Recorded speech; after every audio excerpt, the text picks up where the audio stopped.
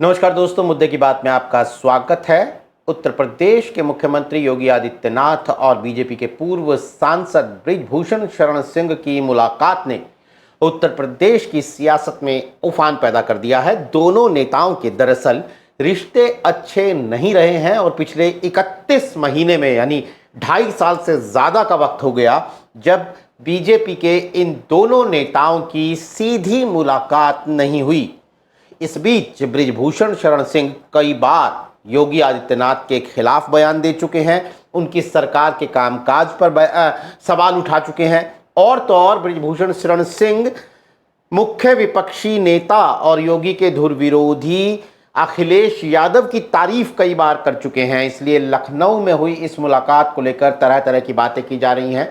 UP तक से खास बातचीत ने बृजभूषण शरण सिंह ने इसे गैर राजनीतिक मुलाकात बताया है। अपनी और योगी की मुलाकात को गैर राजनीतिक मुलाकात बताया और कहा कि योगी से उनका कोई मनमुटाव नहीं है। लेकिन जैसा मैंने आपको बैकग्राउंड बताया तो बृजभूषण शरण सिंह के इस बयान को सीधे तौर पर तो लिया नहीं जा सकता। लेकिन इस मुलाकात में कुल मिलाकर काफ़ी परतें हैं जिन्हें एक एक करके खोलने में, उधेड़ने में और इस मुलाकात के राजनीतिक मायने समझने के लिए हमारे साथ मौजूद हैं हमारे ब्यूरो चीफ और एडिटर कुमार अभिषेक।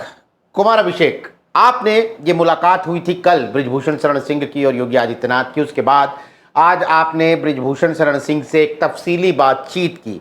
कुल मिलाकर उस बातचीत के बाद आपका क्या एनालिसिस है योगी और बृजभूषण शरण सिंह की मुलाकात को लेकर? और नीरज देखिए, मैं ये कह सकता हूं कि ये मुलाकात हुई जरूर कल है, लेकिन इसकी पटकथा काफी टाइम से लिखी जा रही थी।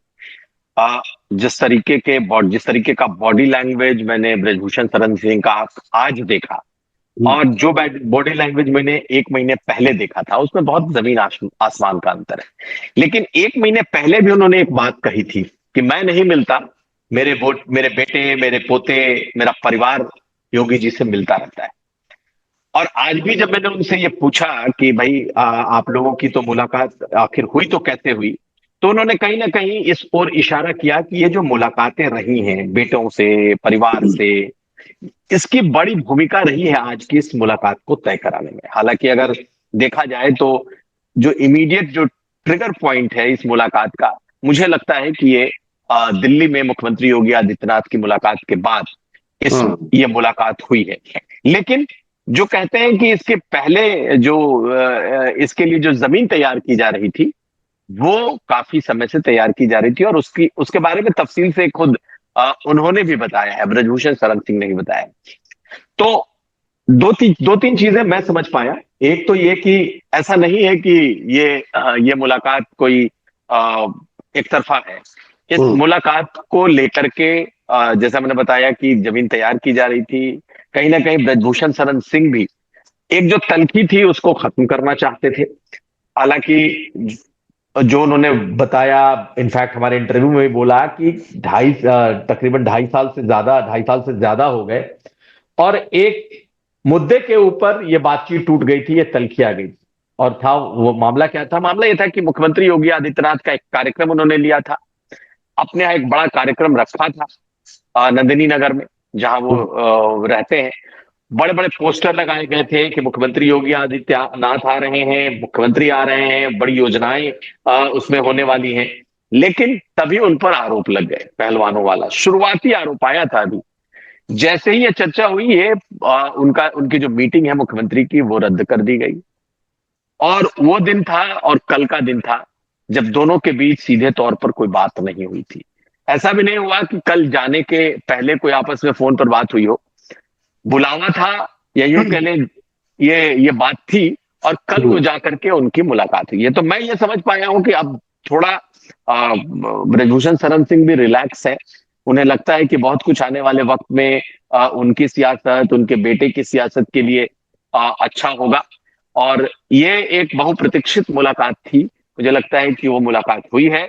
लेकिन एक सवाल अभी भी जहन में है, वो ये है कि इस मुलाकात को तो हम लोगों ने ब्रेक किया, इस मुलाकात को तो हम लोगों ने खूब दिखाया, खूब चलाया। बृजभूषण शरण सिंह ने भी कह दिया कि तमाम बातें बता दी उस मुलाकात की। लेकिन मुख्यमंत्री योगी आदित्यनाथ की तरफ से अभी भी इस मुलाकात को लेकर एक लाइन न तो बताया गया है, ना ही एक तस्वीर तक आई है, जबकि ये मुलाकात सबसे लंबी मुलाकातों में से है, लगभग घंटे भर की मुलाकात है, 55 मिनट की मुलाकात है। तो क्या हम्म। अभी भी चीजें, तल्खियां बची हैं? क्या ये मुलाकात सिर्फ एक मुलाकात तक के लिए था?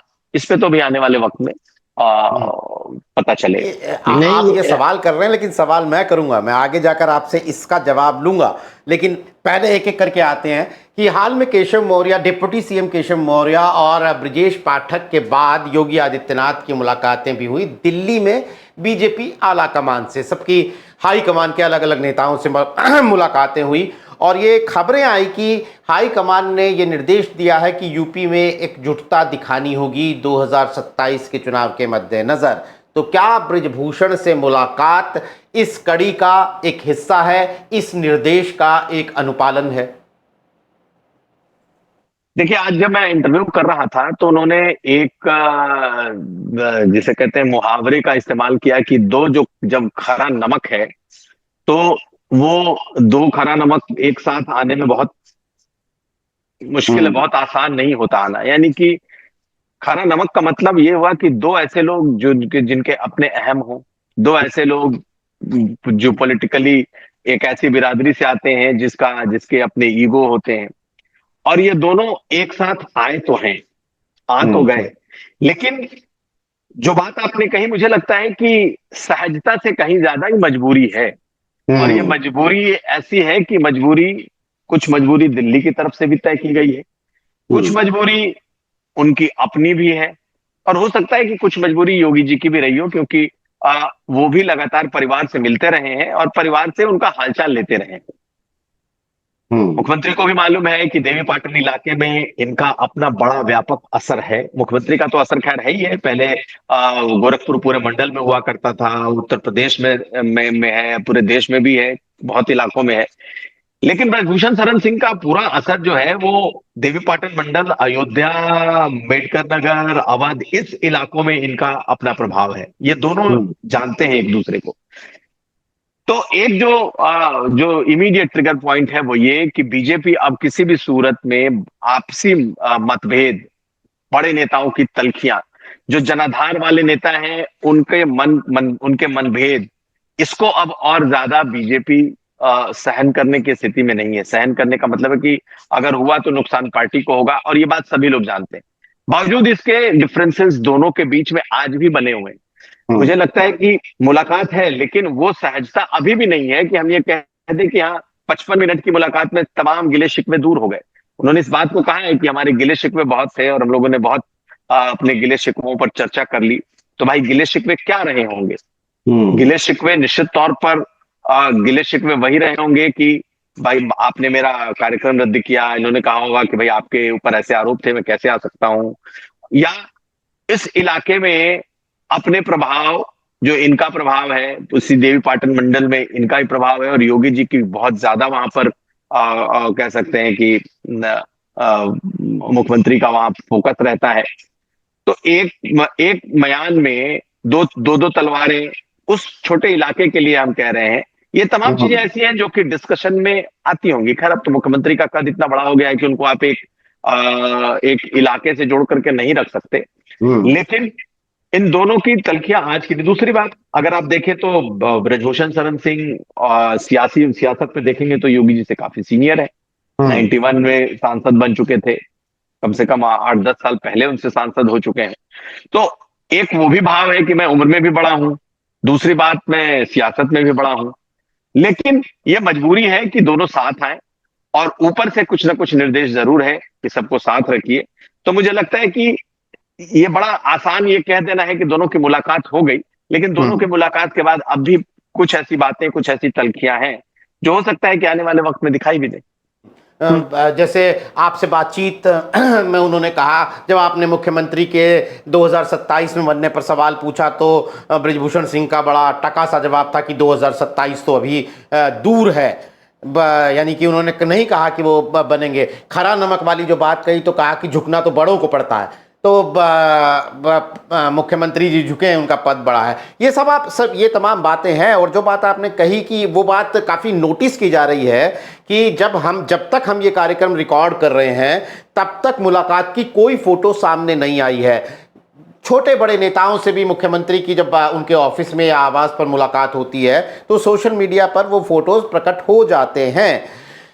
तो क्या दुश्मनी दोस्ती में बदल गई है ये बात, या हम दोस्ती दुश्मनी जैसा शब्द ना भी कहें, हम क्या अगर ये सवाल पूछें कि वो हाथ मिले हैं, दिल भी मिल गए हैं क्या, तो इसका क्या जवाब है आपके पास? नहीं, देखिए, मुझे लगता है दिल मिले हैं ये तो मैं नहीं जानता, हाथ जरूर मिले हैं। और दिल मिलने के पीछे तो बहुत सारी चीजें होंगी। देखिए, पॉलिटिक्स में राजनीतिक जमीन पर राजनीतिक स्वार्थ बहुत मायने रखता है। अब ब्रजभूषण शरण सिंह के क्या डिमांड है? ब्रजभूषण शरण सिंह खुद भी उस इलाके के नेता हैं, तो उनके भी आज उन्होंने बोलते बोलते बहुत सारी बातें कह दी। उन्होंने कह दिया कि यहाँ के जितने इनके मंत्री हैं, बहुत सारे उसमें ऐसे कबाड़ हैं जो कि अपने अगर इंडिपेंडेंट खड़े हो तो 5 वोट भी ना ला पाए, और ऐसे ऐसे मंत्रियों को भर रखा है। भाई, इसमें योगी जी का तो कोई रोल नहीं है, जहां तक हम लोग जानते हैं, क्योंकि मंत्रिमंडल कहाँ से तय हुआ, मंत्रिमंडल जब बना तो उसमें योगी जी की चली या नहीं चली, ये तो लोग जानते हैं। लेकिन वो इस बात की ओर इशारा तो कर रहे हैं कि इनका मंत्रिमंडल ठीक नहीं है, इनके मंत्रिमंडल में बदलाव होना चाहिए। जब मैंने पूछा तो बोला भाई मेरा इसमें कोई रोल नहीं है, ये तो अब मुख्यमंत्री का प्रेरोगेटिव है या पार्टी का प्रेरोगेटिव है। लेकिन कहीं ना कहीं उनका इशारा मंत्रिमंडल की तरफ था। मैंने उनसे पूछा भी, हालांकि जिस बात को मैं बताऊं कि जिस बात को आपने कहा तस्वीरों वाली बात, तो मैं इसीलिए कहता हूं कि अभी तलखियां दूर नहीं हुई हैं, क्योंकि उनकी मुलाकात के बाद कम से कम आधे दर्जन लोगों से मुख्यमंत्री की मुलाकात हो चुकी है, छोटे नेताओं से लेकर अधिकारियों तक से, और सबकी तस्वीरें भी आ चुकी हैं। लेकिन इनकी तस्वीर नहीं आई। अब तो या तो ये माना जाए कि भाई ये बिल्कुल परिवार की तरह का मामला है, पारिवारिक मामला है, इसलिए फोटो शेयर करना जरूरी नहीं है, या ये मामला है कि हो सकता है कि योगी जी, मुख्यमंत्री जी ये देख रहे हो कि भाई इस मुलाकात का रिएक्शन क्या आता है, उसके बाद जारी करें या ना जारी करें। ये तो सब कुछ उनकी अपनी इच्छा पर निर्भर करता है। लेकिन मुलाकात हुई और मुलाकात की तमाम बातें सामने आ चुकी हैं। ये जरूर है कि मंत्रिमंडल को लेकर के जो मैं समझ रहा हूं वो ये कि आने वाले वक्त में मंत्रिमंडल विस्तार होना है, इसीलिए मैंने सवाल भी पूछा था। तो देखिए, वो ये तो नहीं कह सकते कि हाँ उनका बेटा तैयार है, उनके बेटे को भी मुख्यमंत्री बनना चाहे, मंत्री पद मिलना चाहिए। योगी आदित्यनाथ की सरकार में ऐसे भी मंत्री जो पहली बार के विधायक हैं, कैबिनेट बने हुए हैं, कैबिनेट मंत्री हैं। अब दयाशंकर सिंह पहली बार विधायक जीते हैं, पहली बार कैबिनेट में है। तो ऐसे कई मंत्री हैं कि भाई पहली बार जीते, इनके बेटे दूसरी तीसरी बार विधायक हो चुके हैं, तो नजर तो होगी। उन्होंने ये कहा मुझसे कि भैया बहुत सीरियस नहीं है, इसलिए जब सीरियस होगा तो बनेगा, और जब होगा तो जरूर बनेगा। यानी कि उनके मन में ये है जरूर कि भाई बेटे को भी मंत्री पद मिलना चाहिए। लेकिन ये वो खुलकर नहीं कह रहे कि नहीं अभी मिले, या मैं इसके लिए गया था, या ये भी एक कहीं बातचीत का कोई एजेंडा था। तो पॉलिटिकल बातचीत में इस तरह की बातचीत होती नहीं है। जहां जहां इसकी लॉबिंग होनी होती है, जहां इसकी पोजिशनिंग होनी होती है, जो इसकी बॉडी लैंग्वेज होती है, वो सब मुझे इसमें दिखाई दे रहा है। क्योंकि अगर आप देखें तो 2.5 साल 31 महीने से कोई मुलाकात नहीं हो रही हो, और अचानक ये तब मुलाकात हो जाए जब देश अध्यक्ष नया आने वाला है, जब नया मंत्रिमंडल बनने वाला है, या यूं कहें मंत्रिमंडल विस्तार होने वाला है। तो कहीं ना कहीं ये तो दिखता है कि भाई उस इलाके में इनकी भी अपनी कुछ डिमांड है। और ये पॉलिटिक्स चाहे जितना भी करें, लेकिन हार्ड बार्गेनर माने जाते हैं ब्रजभूषण शरण सिंह। तो ये बात कोई कहेगा नहीं, ना उन्होंने कहा। लेकिन जब मैंने पूछा तो उन्होंने बड़ी बेबाकी से जवाब दे दिया, सीरियस नहीं है, लेकिन उसको बनेगा, जब सीरियस हो जाएगा तो बनेगा। हो सकता है कि मंत्रिमंडल के पहले लगे कि भाई सीरियस है, उसको बनाया जाए। तो ये चीजें हैं, ये चीजें हवा में हैं। तो उनके अपने सियासी स्वार्थ भी है, उनका सियासी अपना कह सकते हैं कि जरूरत भी थी इस मुलाकात की। लेकिन पहले अप्रोच कौन करे, तो मैंने ये पूछा कि आखिर क्या आपको फोन आया, क्योंकि उन्होंने एक बात कही कि भाई एक अधिकारी का फोन आया और उन्होंने योगी जी का प्रोग्राम कैंसिल किया। उसके बाद से मैं बहुत आहत हुआ, और उसके बाद से हम लोगों की बातचीत तमाम बंद, कोई फोन कॉल नहीं, कुछ नहीं, दुआ सलाम कुछ नहीं, तो सब कुछ टूट चुका था। लेकिन क्या इस बार किसी अधिकारी ने कॉल किया? खुद मुख्यमंत्री योगी आदित्यनाथ ने। तो आप जान लीजिए ये भी नहीं हुआ। बुलावा है, लेकिन बुलावा कैसा है? बुलावा वही है, हो सकता है कि मुख्यमंत्री जी ने उनके परिवार के जरिए कहा हो कि भाई पिताजी को भेजो, आए आकर के मिल ले। वो बातें भी अभी तक नहीं हो रही थी, 6 महीने से परिवार जाकर के मिल रहा था, साल भर से, लेकिन कुशल क्षेम पूछा जाता था, लेकिन शायद ये नहीं कहा जाता था कि उनको बोलो आकर के मिले, या मैं आता हूं मिल लूंगा। लेकिन ये कुछ मैसेज इस तरीके का गया होगा, लेकिन आधिकारिक मैसेज गया है कि नहीं, क्या उनको बोल करके बुलवाया गया, एक आधिकारिक चैनल से उनको बुलवाया गया, इसकी अभी तक पुष्टि नहीं। उन्होंने भी इस सवाल को टाल दिया है। तो मुझे लगता है कि जो मुलाकात है इनकी, ये ये मुलाकात कहीं ना कहीं एक मुलाकात अरेंज की गई है। और इसमें जैसा कि मैंने कहा कि मैं महसूस करता हूं कि इसमें दिल्ली का भी रोल है, क्योंकि उनके आने के बाद बहुत तेजी से घटनाक्रम बदल रहा है, और मैं उसी का बदलते घटनाक्रम के नजरिए से इसे भी देख रहा हूं। नहीं, बिल्कुल ठीक बात है। और अपने बेटे को लेकर, मंत्री बनने को लेकर उन्होंने जगह, वो तो एक सीजन पॉलिटिशियन की निशानी भी है ना। हमने बहुत देखा है कि नए नए पॉलिटिशियन होते हैं, उनकी इच्छाएं झलक जाती हैं। लेकिन मैं अपने दर्शकों को बता दूं कि बृजभूषण शरण सिंह भाई 6 बार के सांसद रहे हैं। उनके बड़े बेटे भी उनके एक बेटे सांसद हैं, उनके एक बेटे विधायक हैं, पॉलिटिकल फैमिली है। तो इसलिए वो जो कुमार अभिषेक ने बात कही कि पॉलिटिकल एम्बिशन है लेकिन अधीरता नहीं दिखती है जब उस बारे में सवाल होता है, तो वो एक सीजन्ड पॉलिटिशियन की निशानी रहती है। लेकिन जैसा आपने कहा कुमार अभिषेक की, देवी पाटन इलाके में, यानी जो गोंडा की सीट है, कैसरगंज की सीट है, जो जीती भी थी 2024 की पतली हालत के बावजूद, अवध में बीजेपी की हालत पतली ही रही 2024 में, अयोध्या जैसी सीट, फैजाबाद जैसी सीट हार गए। लेकिन बृजभूषण शरण सिंह अपने ऊपर लगे तमाम विवादों के बावजूद अपने बेटे को जिताने में कामयाब रहे। तो क्या 2027 के लिए जब एक एक सीट की मार्किंग हो रही है, एक एक सीट को जीतने की रणनीति बनाई जा रही है शतरंज के खेल की तरह, ऐसे में बृजभूषण से सीज फायर करना पड़ा है, ये भी हो सकता है? नहीं, मुझे लगता है कि ये सीज फायर की जो बात है ना, ये मुख्यमंत्री योगी आदित्यनाथ की तरफ से सीज फायर जैसी चीजें मुझे नहीं दिख रही। मुझे जो दिख रहा है वो ये कि दिल्ली ये चाहता है कि भाई नुकसान अब आगे ना बढ़े, क्योंकि इनका नुकसान बहुत कुछ हो चुका है। भाई आप देखें तो इस इलाके में ये अपने बेटे को तो जिता ले गए, लेकिन पूरे इलाके में ये इनएक्टिव रहे। और ऐसा नहीं है कि जब पार्लियामेंट के चुनाव 2 बार हुए इसके पहले, तो इनको एक्टिव नहीं किया गया था। भाई योगी जी का भी प्रभाव था, बीजेपी का भी प्रभाव था, मोदी का भी प्रभाव था, बावजूद इसके इनके प्रभाव का भी इस्तेमाल होता था, क्योंकि ये एक ऐसे नेता हैं जो हर दिन इनके घर दरबार लगता है, और किसी भी दिन कम से कम 500 1000 से कम लोग नहीं होते जो इनसे मिलने ना आते हो, या जिनके लिए ये काम ना करते हो। बैठे बैठे थानेदार, तहसीलदार, एसडीएम, डीएम, तमाम प्रशासन को फोन करना, ऑफिशियली अनऑफिशियली लोगों की मदद करना, ये इनके दरबार में चलता है। आप देखेंगे तो लगेगा नहीं कि ये किसी मंत्री के भी दरबार ऐसे नहीं होते हैं। तो यहाँ पर इस, और सिर्फ गोंडा या नवाबगंज के लोग नहीं, पूरे क्षेत्र के लोग आते हैं। जिस तरीके से मुख्यमंत्री योगी आदित्यनाथ का जब वो मुख्यमंत्री नहीं थे और उनके मठ में जनता दरबार होता था, और वो लोगों को फोन करना, लोगों से बातें करना, लोगों के काम कराना, कुछ उसी तरीके का इनका भी है। तो इनका एक इम्पैक्ट है, एक असर है, इसमें आप इसमें कोई डिनाई से नहीं कर सकता। और पिछले 2 चुनाव में इनके असर को पार्टी ने इस्तेमाल किया था। वो पार्टी ने, अमित शाह ने, आप देख लें तो उस वक्त के जो बड़े नेता थे उन्होंने इस्तेमाल किया था। लेकिन इस बार ये भी यहीं तक सीमित रह गए कि अपने पहले बेटे के लिए कम से कम टिकट इंश्योर करो और बेटे की जीत सुनिश्चित करो।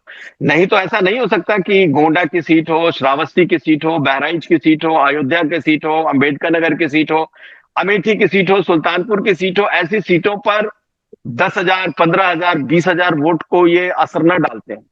लेकिन इस बार ये एक तरीके से जिसे कहते हैं कि खुद को इन सबसे अलग रखना, बेटे तक ही सीमित रखना, तो ये था। और पार्टी को ये मालूम है कि अगर इस जैसा शख्स जो खुद कम से कम अगर वो शांत बैठ जाए तो इतना नुकसान हो सकता है, तो अगर ये विपक्ष में चला गया, अगर ये अखिलेश यादव के साथ कहीं चले गए, तो इसका कितना इंपैक्ट हो जाएगा। और लगातार वो इस बात की ओर इशारा भी कर रहे थे कि अखिलेश यादव को लेकर के, कि भाई अगर अखिलेश की तारीफ भी कर रहे थे, तो तारीफ के पीछे की भी तो बातें हैं ना।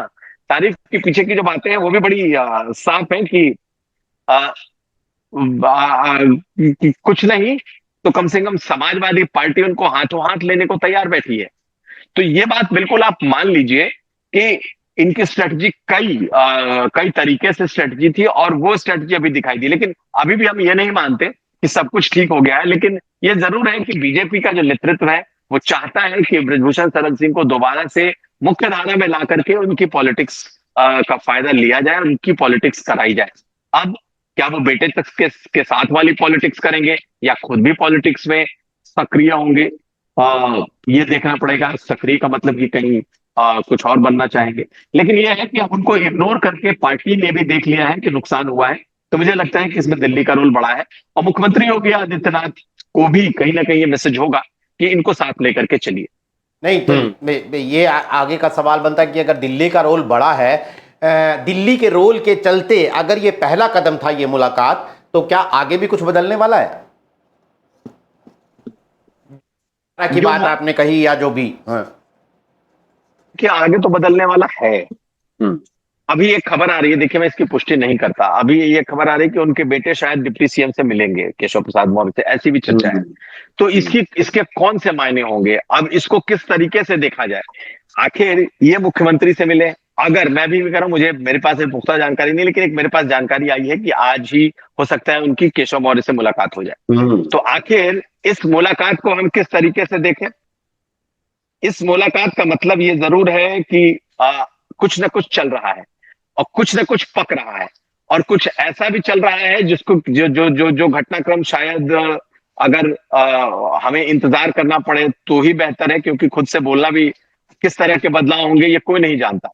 क्या ये बदलाव मंत्रिमंडल तक है या ये इस बदलाव में प्रदेश अध्यक्ष कोई बड़ा चेहरा आने वाला है, तो बहुत सारी चीजें बदल रही हैं। लेकिन मैंने इनसे भी कई बार कुछ जानना चाहा, तो ना तो प्रदेश अध्यक्ष को लेकर के ना ही मंत्रिमंडल में बदलाव को लेकर के उन्होंने कुछ बातें कही, कोई बात नहीं बताई। क्या इन्हें मालूम नहीं होगा, इन्होंने बताई नहीं। तो आप ये मान लीजिए कि बैकडोर बहुत सारी चीजें, पॉलिटिकल एक्टिविटी इस वक्त ऐसी चल रही है जो कि ये माना जा सकता है कि आने वाले कुछ समय में बीजेपी की पॉलिटिक्स को बहुत इंपैक्ट करने जा रही है और उसमें बहुत सारे बदलाव हैं जो हम लगातार चर्चा कर रहे हैं। अब बदलावों को लेकर के कोई कयास लगाना ठीक नहीं है। मुझे लगता है कि बहुत सारे बदलाव ऑन कार्ड्स हैं और उन बदलावों के मद्देनजर ही इन तमाम मुलाकातों को हमें देखना होगा।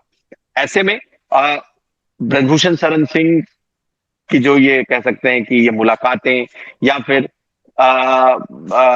जो संबंधों की सहजता है, इसको आप इससे जोड़ के देखिए कि नया अध्यक्ष कौन आएगा, नया मंत्रिमंडल कैसा बनेगा, इनका इस्तेमाल कैसे होगा, क्या इनको कुछ और मिलेगा, ये तमाम चीजें हैं। बहुत सारी बातें मुझे लगता है कि न तो जानकारी उतनी है कि क्या होने वाला है, कयासबाजी इस वक्त ज्यादा चल रही है। नीरज, बिल्कुल, मुलाकातों का जब दौर है तो एक और मुलाकात की मैं आपसे बात करना चाहूंगा कि दिल्ली से लौटने के बाद केशव प्रसाद मौर्य, ब्रजेश पाठक, भूपेंद्र चौधरी, ये सब एक मंच पर नजर आए थे। इसका क्या मतलब? देखिए ये मुलाकातों में मैसेजिंग का ही खेल है। देखिए मुझे नहीं याद आता कि बहुत हाल में ये तीनों ये हाईफाई मुलाकात हुई होगी। आप देखें तो केशव प्रसाद मौर्य दिल्ली में पहले अमित शाह से मिलते हैं, लौट के तुरंत आकर आनंदीबेन पटेल से मुलाकात होती है, उसके तुरंत बाद उनकी मुलाकात विधानसभा अध्यक्ष से होती है।